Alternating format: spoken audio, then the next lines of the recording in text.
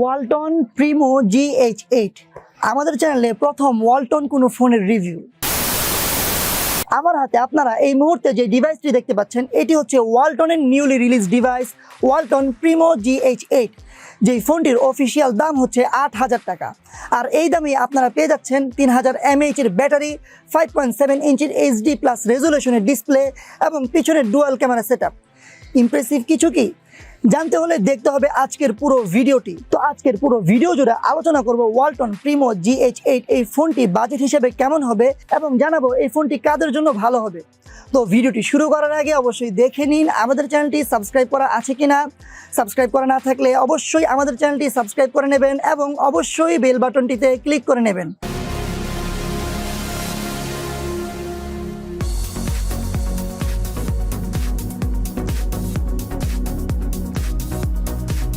Hello বন্ধুরা, সবাইকে স্বাগতম তরল প্রযুক্তির ইউটিউব চ্যানেলে।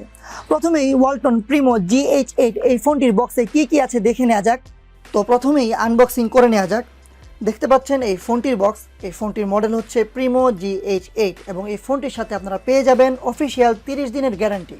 বক্সের অন্য পাশে এই ফোনটির স্পেসিফিকেশন দেওয়া আছে, যেমন এই ফোনটি 2G, 3G এবং 4G এনেবল।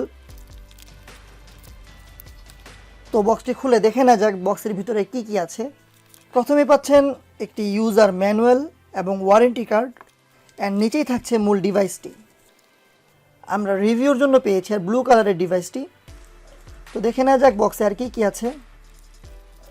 বক্সে আরও পাচ্ছেন একটি ট্রান্সপারেন্ট ব্যাক কভার, একটি 5 ভোল্টের চার্জার অ্যাডাপ্টার, পাচ্ছেন মাইক্রো USB চার্জিং কেবল, একটি ইয়ারফোন এবং রিমুভেবল ব্যাটারি। তো এই তো গেল সিম্পল বক্স কন্টেন্ট।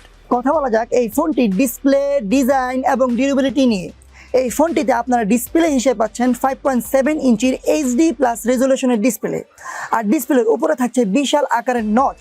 ডিসপ্লের কোয়ালিটি নিয়ে বলতে গেলে বাজেট হিসেবে ডিসপ্লের কালার ভালো লেগেছে, তবে একটু ফেডেড কালার দিচ্ছিল। সানলাইট ভিজিবিলিটি ছিল ওকে এবং টাচ রেসপন্স পেয়েছি মোটামুটি অনেক ভালোই। কালারগুলো মোটামুটি অ্যাকুরেট পেয়েছি, তবে নট সো ইমপ্রেসিভ। বাজেট হিসেবে ওকে। ইউটিউবে ভিডিও ওয়াচিং এক্সপিরিয়েন্স ছিল মোটামুটি ভালোই, তবে এর বড় আকারের নচটা একটু বাজে লাগছিল। ডিসপ্লের কথা বললে এই বাজেটে Realme C2, Itel S15 Pro কিংবা কিছুটা বাজেট বাড়িয়ে Redmi 8A এই ফোনগুলোর ডিসপ্লে এই ফোনটির ডিসপ্লে থেকে বেটার। ডিসপ্লের চারপাশে চিন ও বেজেলের পরিমাণ অনেক বেশি, যে কারণে ডিসপ্লেটা একটু ওল্ড টাইপ লাগছিল।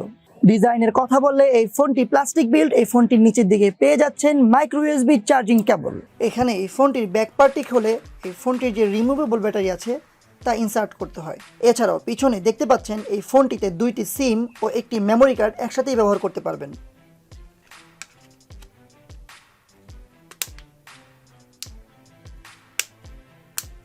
আর ওজনে খুবই হালকা, এক হাতে আরামই ব্যবহার করা যাচ্ছিল ডিভাইসটি। Compact device. So Walton Primo GH8 এই ফোনটির ডিসপ্লে এবং ডিজাইন বাজেট হিসেবে ওকে, বাট নট সো ইমপ্রেসিভ। কথা বলা যাক এই ফোনটির ক্যামেরা নিয়ে।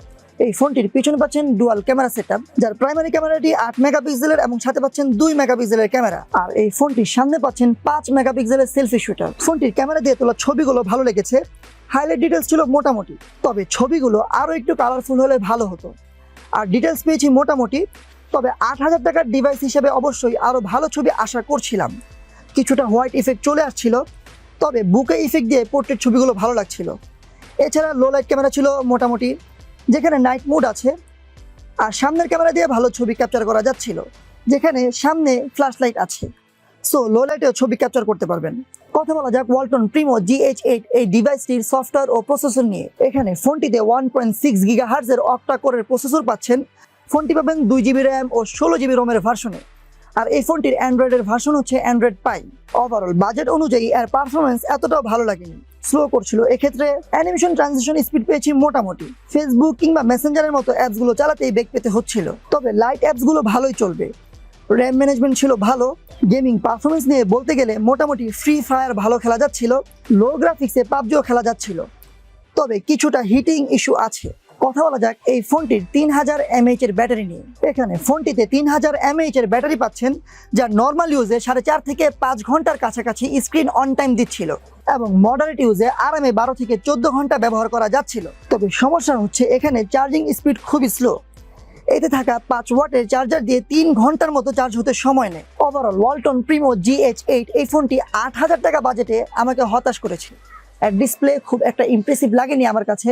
এ বাজেটে এই ফোনটির বিকল্প হতে পারে Realme C2 কিংবা Itel S15 Pro। তবে এই ফোনটি যদি 5,000 টাকার মাঝে কিনা যায় তাহলে অবশ্যই বলবো 5,000 টাকার মাঝে ওয়ালটন প্রিমো GH8 অবশ্যই ভালো একটি ডিল। ওয়ালটন প্রিমো GH8 সম্পর্কে আপনারা কি ভাবছেন? 8,000 টাকার মাঝে এই ফোনটি আপনাদের কাছে কেমন লেগেছে? কমেন্ট বক্সে আপনাদের মূল্যবান মতামত জানাতে ভুলবেন না। ধন্যবাদ সবাইকে।